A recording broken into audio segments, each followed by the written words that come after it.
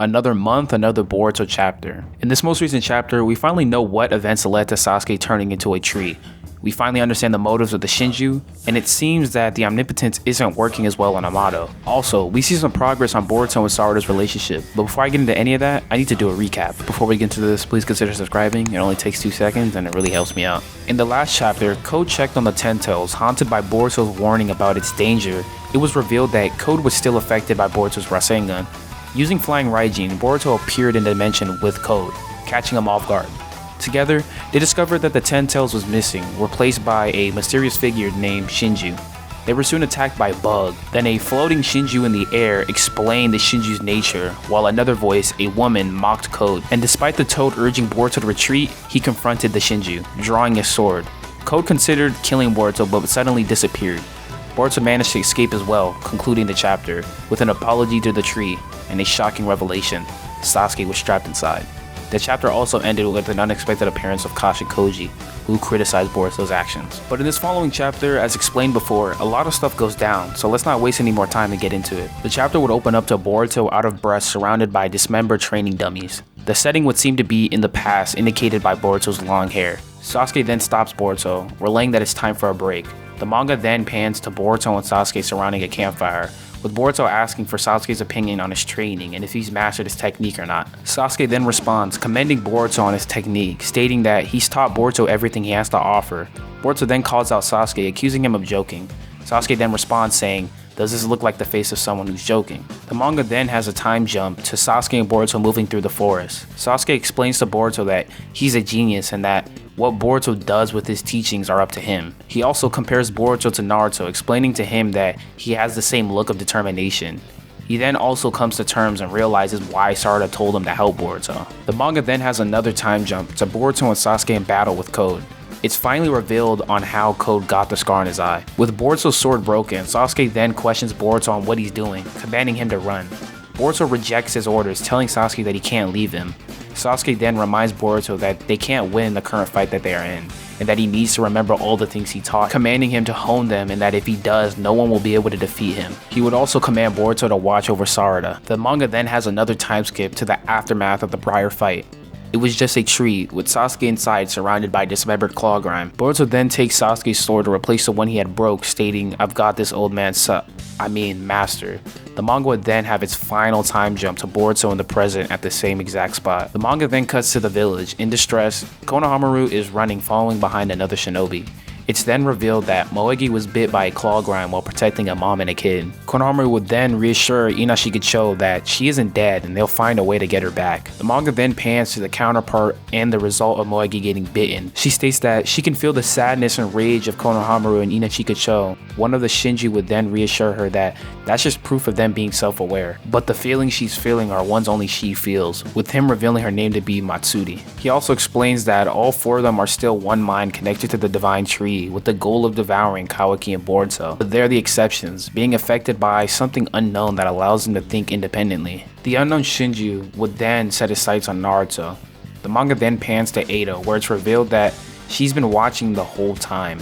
Matsuri and Bug would then question the unknown Shinju on why he wants to devour Naruto, considering that he's not an Otsutsuki. He responds saying that they are different from the other claw grime and that they should follow the desires that they have, ignoring the inner voice telling them what to do.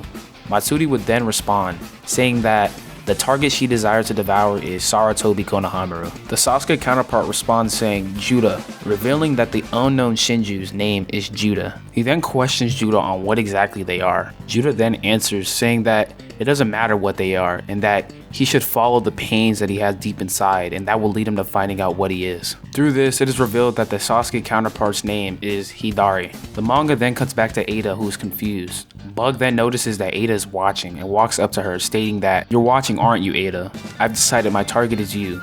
Ada then deactivates her Senrigan frantically. Daemon then questions Ada if she's okay.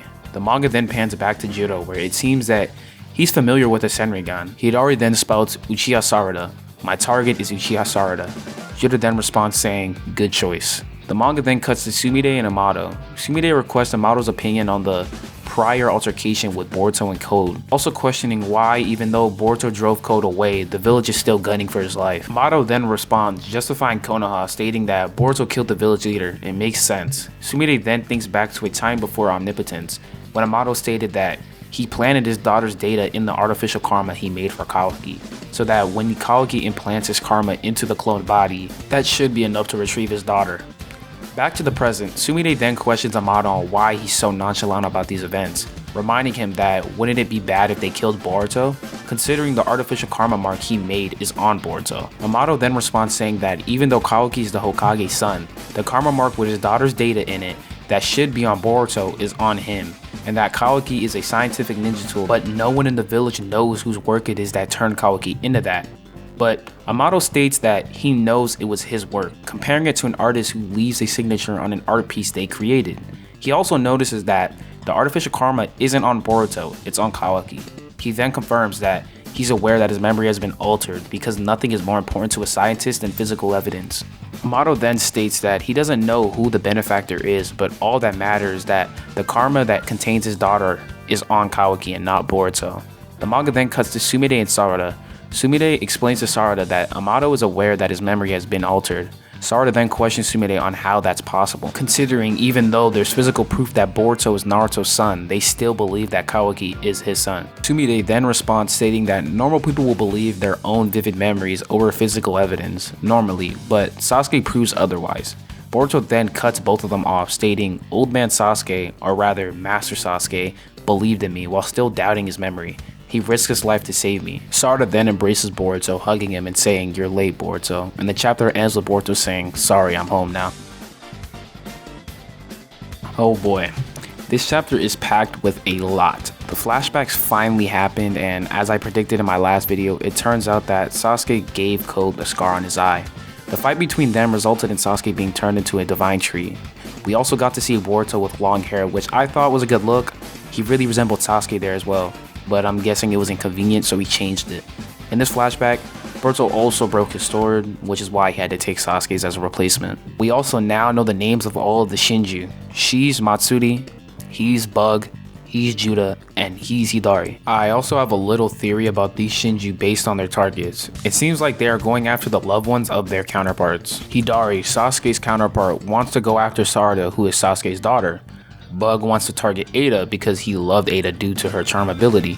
As for Matsuri, I'm not sure about the relationship status with Moegi and Konohamaru, but it wouldn't be far-fetched to think that she loved him. Now, for Judah, I couldn't really think of one. All these Shinju seem to look similar to the person that they bit, but who does Judah look like? That could possibly be connected to Naruto. This may be far-fetched, so take it with a grain of salt, but it could be Kawaki somehow.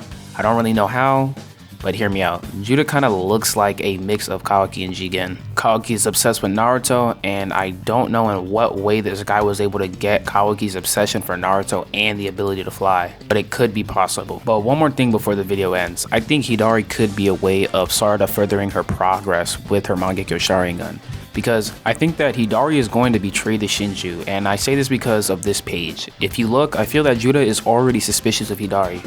After Judah explained himself to Hidari, he just stared at him, and I think Hidari out of all the Shinju is different, considering he's the only one who wasn't sure about who he wanted to go after. If you look, everyone knew. Matsuri was sure about Konohamaru, Bug was sure about Ada, same with Judah, he was sure about Naruto, but Hidari, I don't think he was sure. Another reason I think that he will betray them is, even though Sasuke's memories were changed, he still sided with Boruto after hearing Sarada's pleas and seeing her Mangekyo Sharingan. And to be blatant, I feel like that whole situation was Sarada's Mangekyo ability. Now, I think she will get more control over this, especially in the fight between her and Hidari, allowing her to sway the mind of Hidari. And that will conclude my review of this chapter. I feel like nothing too crazy happened this chapter, like fight-wise, but other than that, it was a very heavily packed chapter considering, you know, the twists, the reveals, and the information we got from this chapter. And we finally got to see what happened to Sasuke and how it happened. But yeah, if you agree or disagree with anything, don't be scared to say down in the comments below.